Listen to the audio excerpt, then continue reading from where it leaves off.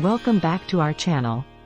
Today, we delve into a crucial research topic: the relationship between external debt facilitated by international financial institutions and a country's economic stability. This investigation is paramount as it directly impacts global economies and the well-being of nations. Importance of the research topic. The investigation into the relationship between external debt facilitated by international financial institutions and a country's economic stability is of paramount importance due to its far-reaching consequences on global economic health. Understanding this dynamic can guide policymakers in formulating effective debt management strategies, mitigating the risk of economic instability. Moreover, the findings can empower nations to navigate the complexities of international financial interactions, fostering sustainable economic development and resilience in the face of global challenges. Real-world examples. The Greece debt crisis serves as a compelling real-world example of the intricate relationship between external debt and economic stability. In the aftermath of the global financial crisis, Greece faced severe economic challenges exacerbated by high levels of external debt. International financial institutions, such as the International Monetary Fund, IMF, played a pivotal role in negotiating bailout packages, highlighting the complex interplay between a nation's debt burden and its economic well-being. The austerity measures imposed as part of the bailout conditions led to social unrest, showcasing the tangible impact of external debt on a country's stability. This case underscores the importance of researching how such financial relationships can either bolster or jeopardize a nation's economic foundations. Argentina's recent debt restructuring provides another poignant example of the need to examine the dynamics between external debt and economic stability. Facing a mounting debt crisis, Argentina engaged in negotiations with international creditors, including the IMF, to restructure its debt obligations. The outcome of these negotiations had direct implications for the country's economic stability. The restructuring process involved complex financial arrangements, demonstrating the intricate role of international financial institutions in shaping a nation's debt trajectory. This case underscores the urgency of understanding how the decisions made in the realm of external debt can impact a country's economic resilience and long-term stability. Chapter 1: Introduction. Chapter 1 typically includes the introduction to the research, outlining the research problem, its significance, and providing context for the study. It introduces research questions, objectives, rationale, and sets the stage for the entire research endeavor. Research problem. The first step in any research is identifying the problem. For example, a research problem could be understanding how increasing external debt influences a country's economic health. Research significance. Moving on to significance, it's about why this research matters. In our case, understanding this relationship is vital for policymakers, economists, and citizens to make informed decisions. Research questions. How does external debt impact a country's GDP growth?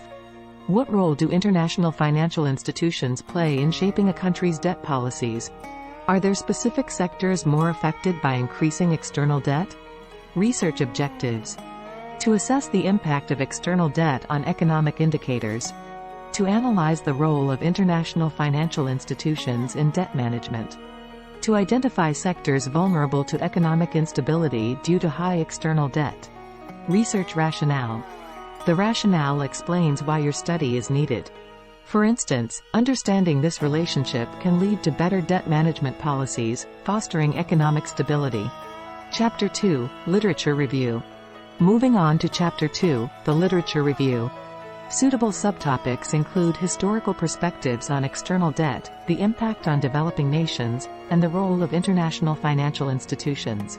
Chapter 2, The Literature Review, involves a comprehensive examination of existing scholarly works relevant to the research topic, highlighting key theories, models, and findings. It aims to identify gaps in the current knowledge, providing a foundation for the study's theoretical framework and establishing the context for the research. Theories and models.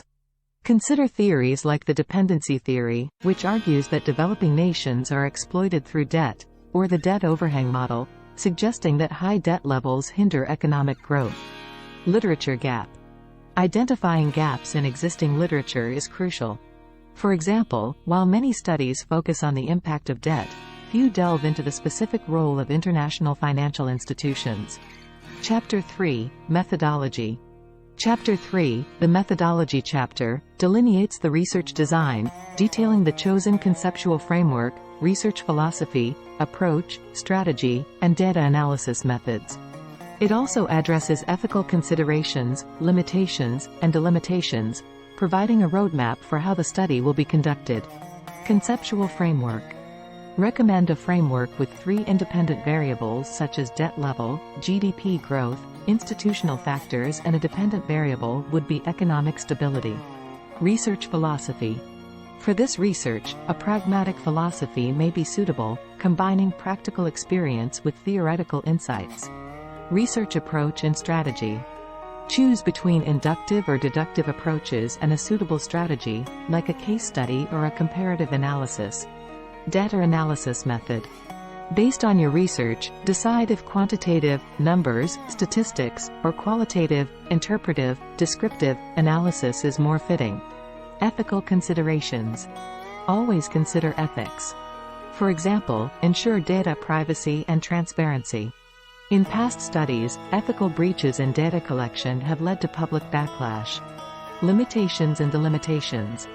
Acknowledge limitations like time constraints and delimitations such as focusing on specific regions. Chapter 4, Data Analysis.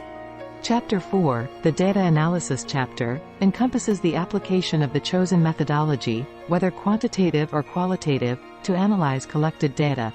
It provides a detailed account of how the research questions are addressed, often including statistical analyses, interpretations, and findings that contribute to the overall research objectives. In Chapter 4, analyze your data based on your chosen methodology. If quantitative, explain how to determine sample size. If qualitative, discuss sample selection and size. Chapter 5, Conclusion and Recommendations. Now, on to the conclusion. Summarize your findings, restate their significance, and discuss implications. In Chapter 5, provide actionable recommendations based on your research. For example, suggesting improved debt management policies or increased transparency in international lending. Suggestions for future research. Lastly, suggest future research directions. Perhaps exploring the long-term impact of debt restructuring or analyzing the effectiveness of policy interventions. That wraps up our breakdown of the research process on the relationship between external debt and economic stability. Remember, understanding this connection is crucial for shaping a more stable global economy. If you found this video helpful, don't forget to like and subscribe for more insightful content. Thanks for joining us today, and we'll see you in the next video.